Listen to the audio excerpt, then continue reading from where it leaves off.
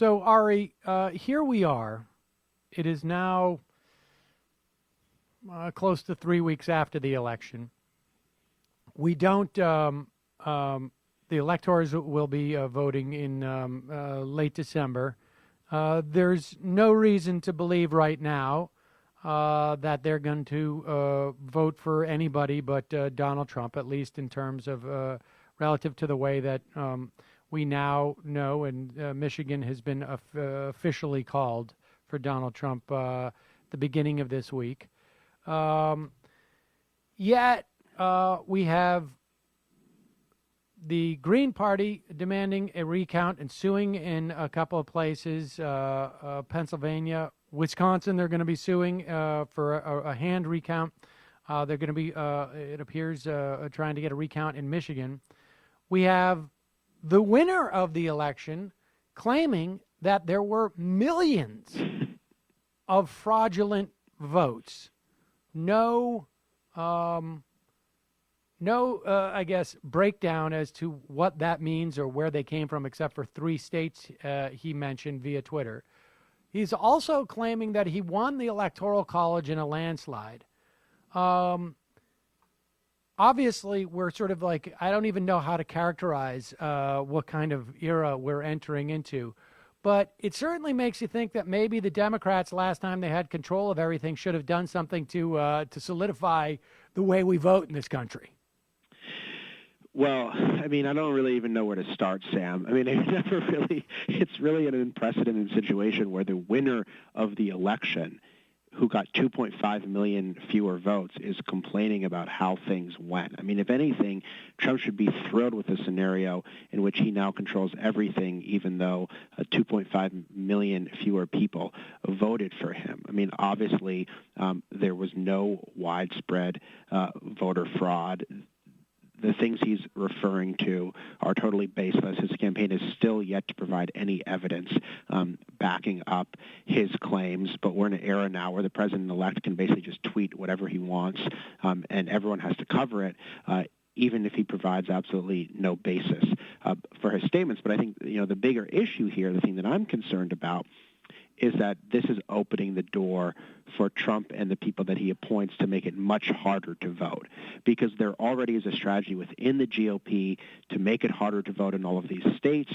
And clearly, if you believe, like Trump believes, that millions of votes were cast illegally, whether he's saying that in good faith or not, well, if you believe that, then you're certainly going to support efforts like stricter voter ID laws and making it harder to register to vote and appoint people who are going to do those kind of things. And so I think that you can kind of laugh at the tweet, but the agenda behind the tweet is very scary. All right. So, I mean, what's amazing is just how much has and will change with this election, and not for the better, and not just like sort of within the lines of our democracy, but sort of transcending and more of a sort of on a meta perspective of the existence of our democracy in many ways, right? I mean, we 3 or 4 months ago, you and I were talking about what are the chances, they're probably slim, but what are the chances of Congress actually doing what the Supreme Court suggested that they needed to do to redevelop a formula for pre-clearance in the Voting Rights Act. We have seen an all-out assault in the 3 or 4 years since the Supreme Court gutted Section 5 of the Voting Rights Act. We thought maybe a Democratic president would be appointing that 5th justice that has been vacant for almost about 9 months now, maybe coming up on a year soon. And they would reinstitute the Voting Rights Act in such a way that was consistent with the way that Senate had ratified it in 2007. And now what we're looking at is a multi-pronged assault, it seems to me, coming both from the states, both from the Attorney General's office, and from inside the White House in terms of an assault on voting rights.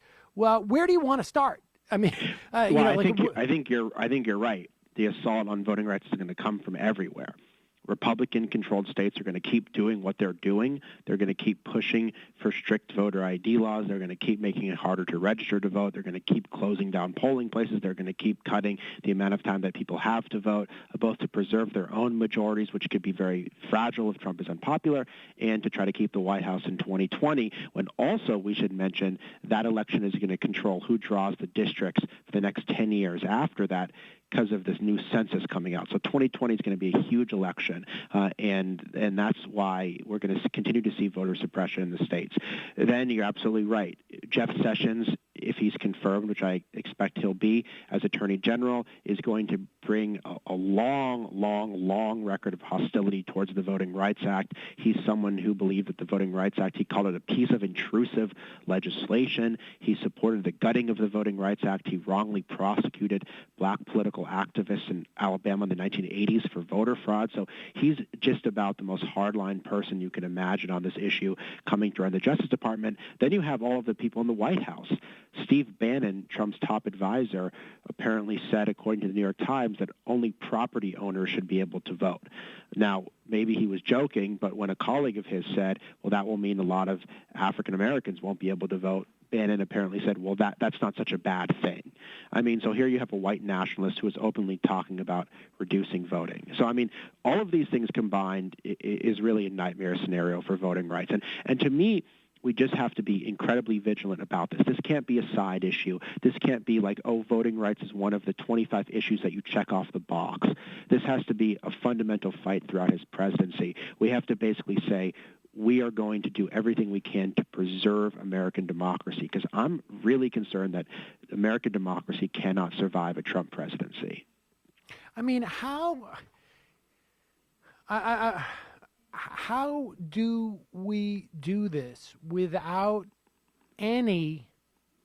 I mean, so let's just look at the assets that we had prior to this election in terms of fighting against this, right? You had state control. You had Republicans in state houses, holding all three branches of government, something like 25 states. In the vast majority of states that were covered by the pre-clearance. And just to remind people, the pre-clearance was basically a part of the Voting Rights Act, which had said that states that had a history of denying people the right to vote, particularly based on race, and or had a history of making rules changes that ended up denying people the right to the vote, had to basically get pre-clearance from the Department of Justice anytime they wanted to do anything with their voting laws. Yeah. That was reasserted by the Senate and the House back in 2007. The Supreme Court took a look at it, I guess it was in 2011, I believe it was, and said, or was it 2000? When did they take it? When was that case? 2013. 2013. And they basically, that's just because the senators, I think what Scalia said, senators were too afraid to not reauthorize it, and they knew it was wrong. So we're just going to go ahead and do that because racism is basically over, and we don't want to do any special giveaways to black people, like give them the special right to vote or whatever it is, I guess. All right, but we still had some tools, right? I mean, we still had a fairly, and in many respects, the best thing you could say about the Obama administration's Department of Justice over the course of his 8 years was their record on issues like civil rights and voting. And that is a tool that those of us who believe Americans should have an unfettered right to vote no longer have access to. And I guess aside from that, and that was an important tool, but aside from that, there doesn't seem to be much left.